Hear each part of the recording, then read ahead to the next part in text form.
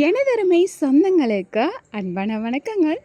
மே 12 இன்னைக்கு என்னோட பர்த்டே. காலையில் எழுந்திரிச்சு கிளம்பியாச்சு. என்னடா இன்னைக்கு காலையிலேயே கிளம்பிட்டு அப்படின்னு சொல்லிட்டு எங்கள் வீட்டில் எல்லாரும் பார்த்துக்கிட்டே இருந்தாங்க. கோயிலுக்கு போகலான்னு சொல்லி கிளம்பி வரும்போது நான் ஒரு 5 வருஷமாக நத்தம் பகுதியில் மட்டும் இல்லாமல் தூத்துக்குடி, திண்டுக்கல் இந்த மாதிரி ஏரியாவில் இருக்கிற ஆதரவற்றோர் மற்றும் முதியோர் இல்லத்துக்கு வந்து நான் வந்து அமௌண்ட் பே பண்ணி வந்து சாப்பாடு வந்து கொடுத்துருப்போம், ஒரு நேரம் சாப்பாடு. ஸோ இந்த டைம் பார்த்தோன்னா என்னோடய கையாலேயே கொடுக்கணும்னு எனக்கு ரொம்ப ஆசையாக இருந்தது. ஸோ அதனால பார்த்தோன்னா நம்ம நத்தம் இலக்கிலா மரக்கன்று நண்பர்கள் குழுவை வந்து நான் வந்து பேசினேன். ஸோ அதில் வந்து நத்தம் தேவா வந்து சொல்லவே வேண்டாம். ஸோ எல்லாத்துக்குமே வந்து முன்னுதாரணமாக இருப்பார். நிறைய மரக்கன்றுகள் கொடுத்துருக்காரு. அது மட்டும் இல்லாமல் இந்த மாதிரி இயலாதவர்களுக்கெல்லாம் பார்த்தோன்னா டெய்லி சாப்பாடு கொடுத்துக்கிட்டே இருக்காங்க.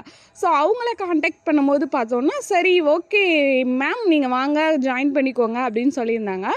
ஸோ நான் நத்தம் தேவா அவர்களோட சேர்ந்து தான் நத்தம் பகுதியில் யார் யார் சாப்பாடு இல்லாமல் கஷ்டப்படுறாங்களோ ஸோ அன்னைக்கு அவங்களுக்கு மார்னிங்குரிய பிரேக்ஃபாஸ்ட் வந்து என்னோடய கையாலேயே வந்து அவங்க எல்லாத்துக்கும் கொடுத்துருந்தேன். ஸோ இது வந்து எனக்கு வந்து ரொம்ப சந்தோஷமாக இருந்தது.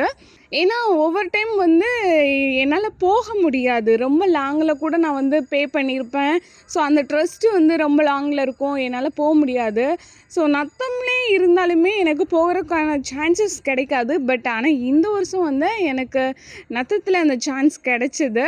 ஸோ அதனால வந்து நான் மார்னிங்கே வந்துட்டு போயிட்டு ஒவ்வொரு வீட்லேயும், அதாவது யார் யார் ஆதரவற்றோர் இருக்காங்களோ, ஸோ ஒருவேளை சாப்பாட்டுக்கு கூட வசதி இல்லாமல் இருக்காங்களோ ஸோ அவங்களுக்கு வந்து சாப்பாடு கொடுத்துட்டு அவங்கக்கிட்ட வந்து ஆசீர்வாதமும் வாங்கிட்டு வந்தேன்.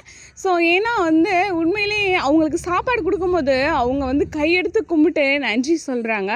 ஸோ அவங்க சொல்லும் போது தான் தெரியுது ஸோ ஒருவேளை சாப்பாட்டுக்கு இவங்க எவ்வளோ கஷ்டப்படுறாங்க அப்படின்னு சொல்லிட்டு. ஸோ அதுக்கப்புறம் பார்த்தோன்னா அந்த பாட்டிக கூட அந்த தாத்தாக்க கூட எல்லாம் சாப்பாடு கொடுத்துட்டு அவங்க கூட வந்து பேசுகிறதுக்கு கொஞ்சம் வாய்ப்பும் கிடைச்சிது நத்தம் தேவானால். ஏன்னா வந்து மற்றவங்களுக்கெல்லாம் வந்து ஃபேமிலி எல்லாமே இருக்கும், ஆனால் இவங்களுக்கெல்லாம் இல்லை. ஸோ பேசுகிறது கூட ஆள் இல்லையா அப்படின்னு சொல்லி ஏங்கிட்டு இருப்பாங்க. ஸோ நம்ம போயிட்டு அவங்க கூட பக்கத்தில் உட்காந்து அவங்கக்கிட்ட ஆறுதலாக 2 வார்த்தை பேசிக்கிட்டு சாப்பாடை கொடுத்துட்டு சிரிக்க வச்சு அவங்கள கொஞ்சம் சந்தோஷப்படுத்திட்டு நம்மளும் சந்தோஷமாக வர்றது இது ஒரு ஃபீலிங். இதாவது முதல் தடவை வந்து நான் இந்த ஃபீலிங்கை வந்து அனுபவிச்சிருக்கேன். ஸோ அந்த நத்தம் தேவா தான் சொன்னார், இந்த மாதிரி இவங்களுக்கெல்லாம் யாருமே இல்லைப்பா, இந்த மாதிரி நம்மளை மாதிரி ஆளுங்க வந்தால் தான் நம்ம பேசுகிறத பார்த்து நம்ம சிரிக்கிறத பார்த்து தான் அவங்க கொஞ்சம் சந்தோஷப்படுவாங்க அப்படின்னு சொல்லி சொன்னாங்க.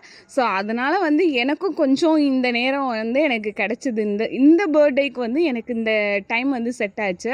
ஸோ நானும் வந்துட்டு அவங்கக்கிட்ட பார்த்துட்டு பேசிட்டு வந்தாச்சு. ஸோ இவங்களுக்கெல்லாம் சாப்பாடு கொடுத்து முடிச்சுட்டு அதுக்கப்புறம் பார்த்தோன்னா எங்கள் ஊரில் இருக்கிற எங்களோட நத்தத்து அரசி நத்தம் மாரியம்மனை வந்து தரிசனம் பண்ணினேன்.